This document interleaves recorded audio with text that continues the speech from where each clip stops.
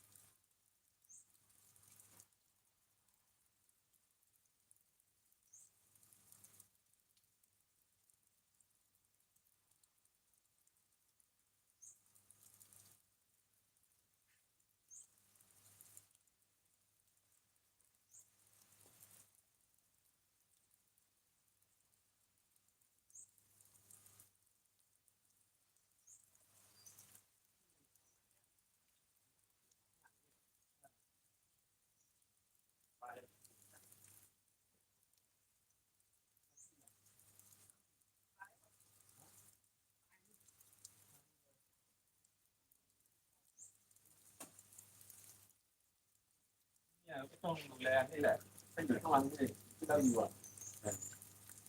ต้องดูแลโซนเนี่ย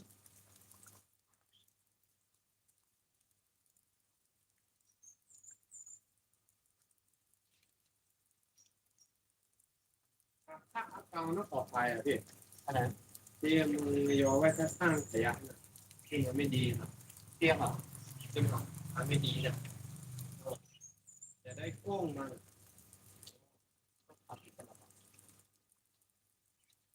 เอามันเปลี่ยนไปต้นเปลี่ยนไป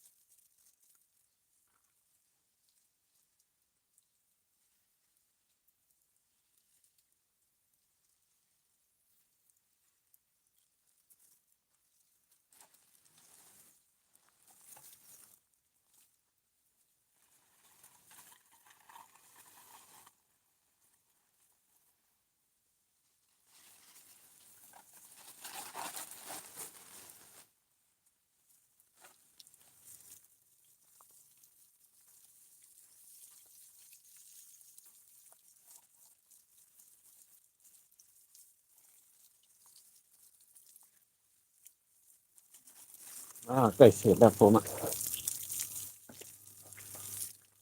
เอาไหมครับ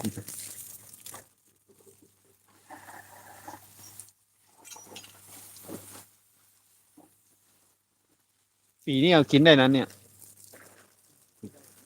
กินอะไรถ้าอยากกินนะเดียวก็ได้หรอเอาอะไรปีกล้วยอ่ะ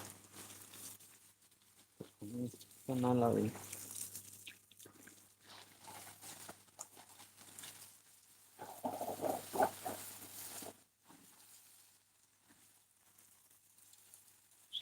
ตอนไปตอน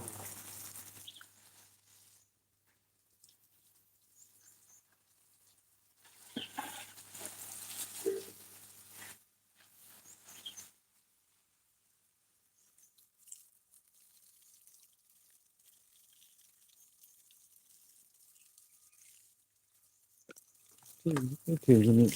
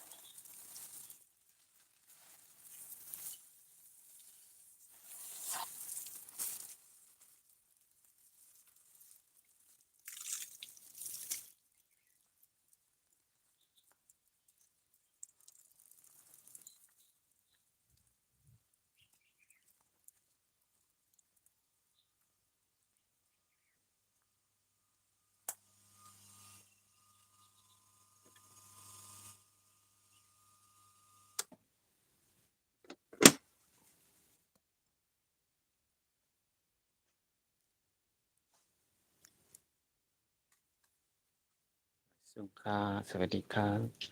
จีนันเช้าตอนเช้าก็เลยมารดน้ำตรงนี้แหละ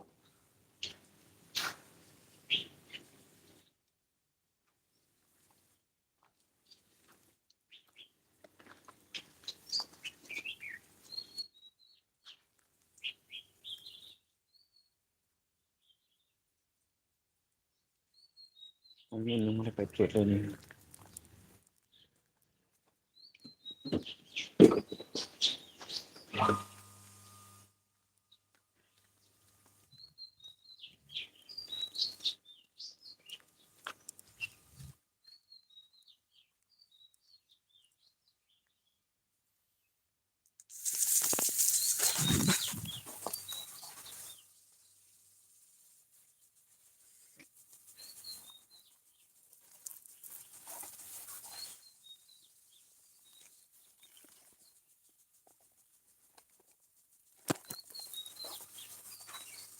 วันนี้แรงเลยนะ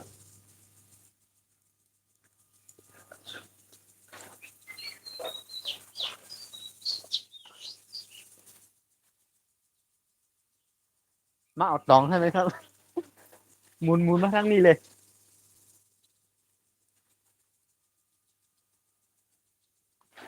ผมรดน้ำต้นไม้อยู่ข้างไหน